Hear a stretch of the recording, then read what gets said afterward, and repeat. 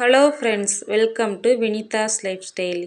இன்றைக்கி நம்ம கிச்சனில் என்ன வீடியோ பார்க்க போகிறோன்னா, ரொம்பவே டேஸ்டியான ஹெல்த்தியான சீக்கிரமாக செய்யக்கூடிய பீட்ரூட் பொரியல் ரெசிபி தாங்க பார்க்க போகிறோம். இது ஜஸ்ட் ஒரு 3 மினிட்ஸில் இந்த பொரியல் செஞ்சிடலாம். இது எப்படி செய்யலான்னு சொல்லிட்டு வாங்க இப்போ வீடியோக்குள்ளே போய் பார்க்கலாம். இந்த பீட்ரூட் பொரியல் செய்கிறதுக்கு நான் 4 பீட்ரூட்டை தோல் சீவிட்டு இந்த மாதிரி கேரட் துருவுறதில் சீச்சு வச்சுருக்கேன். இந்த மாதிரி சீக்கும் போது காய் சீக்கிரமாகவே வெந்துடும். அதுக்காக தான் இந்த மாதிரி சீக்கிறது. குழந்தைங்களும் பார்க்குறதுக்கு கலர்ஃபுல்லாக இருக்குன்னு ரொம்பவே விரும்பி சாப்பிடுவாங்க. அதனால தான் ஃபஸ்ட்டு இந்த ரெசிபி பண்ணுறதுக்கு ஃபஸ்ட்டு ஒரு பேன் சூடு பண்ணிக்கோங்க. அதில் 2 ஸ்பூன் எண்ணெய் ஊற்றி எண்ணெய் நல்லா காஞ்சதுக்கப்புறம் 1 ஸ்பூன் கடுகு நல்லா பொரிஞ்சதுக்கப்புறம் 1/2 ஸ்பூன் ஜீரகம், 1 கொத்து கருவேப்பிலை.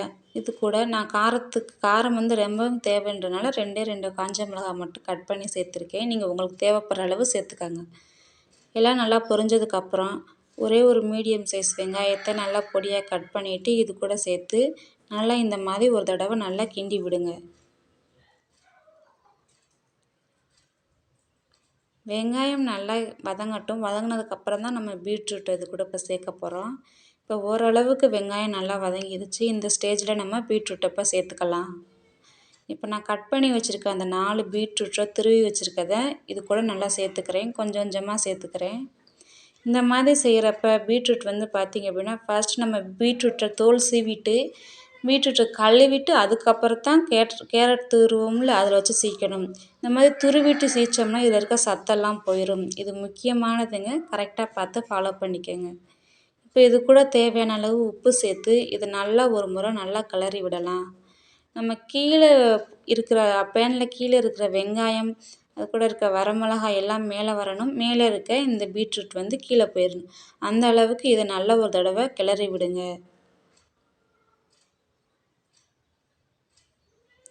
பீட்ரூட் உடம்புக்கு ரொம்பவே ஹெல்த்தியான ஒரு காய்கறின்னு தான் சொல்லணும். குழந்தைகளுக்கெல்லாம் கொடுக்கும்போது ரொம்பவே நல்ல சத்துள்ள காய்கறி. இதை அடிக்கடி நம்ம சேர்த்துக்கும்போது நம்ம உடம்பு இன்னமும் ரொம்ப ஹெல்த்தியாகவே இருக்கும்.